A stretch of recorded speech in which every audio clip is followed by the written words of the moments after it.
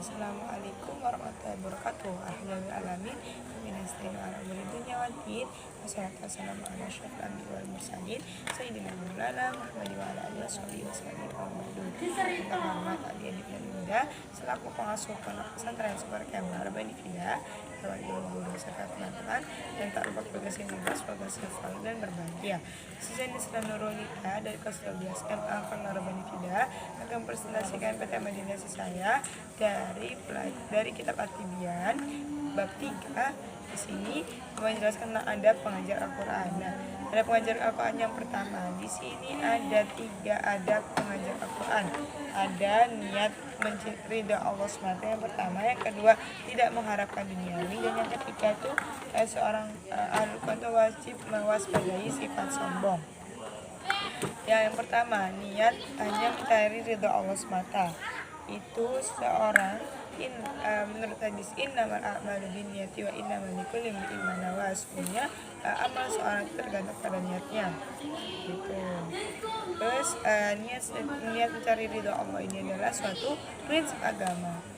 Nah, niat untuk mencari ridho Allah semata itu tidak lepas dari sifat ikhlas. Nah, ikhlas itu apa? Ikhlas ini menyiapkan ketaatan Allah, atau ikhlas sendiri bisa di pengertiannya itu bisa yakni memurnikan perbuatan atau mesamakan perbuatan yang tampak dan yang tersembunyi.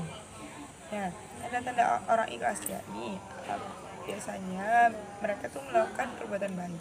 Nah, pujiannya itu menurut mereka itu sebagai celaan.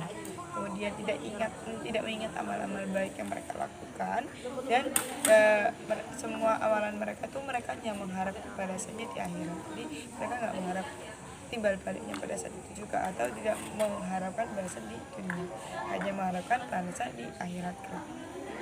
Dan ini tidak mengharapkan duniawi.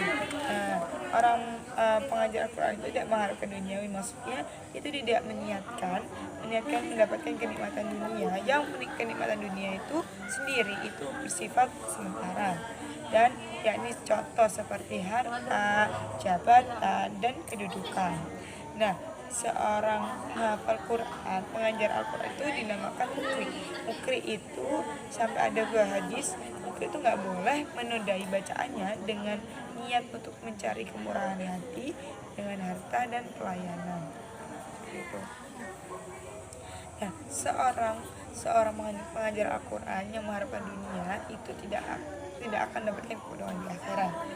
Nah, menurut sebuah dalil yakni yang dalil hadis yang diriwayatkan oleh Anas bin Malik yang kurang tahu kalau itu sahih apa tidaknya. Ini menerangkan tentang orang-orang yang menuntut ilmu dan maksudnya debat orang yang bodoh atau mencari perhatian, maka persiapkanlah dirimu menghadapi seperti itu. Dan yang terakhir itu mewaspadai sifat sombong. Nah, sini maksudnya hati-hati.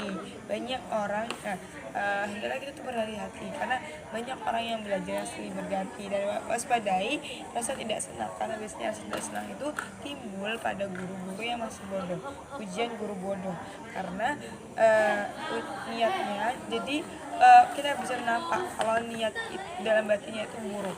Jadi beliau tidak ikhlas semata karena Allah. Apabila beliau tuh mengajar semata karena Allah, pasti beliau sabar.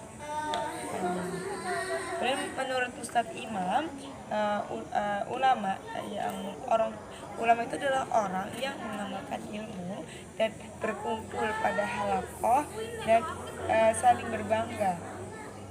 Nah, saling berbangga itu bukanlah ulama yang hanya saling berbangga di dalam maka mereka itu akan mendapatkan pahala di majelis itu, tapi tidak mendapatkan pahala di sisi Allah. Oke, sekian dari saya. Moga bermanfaat kita semua.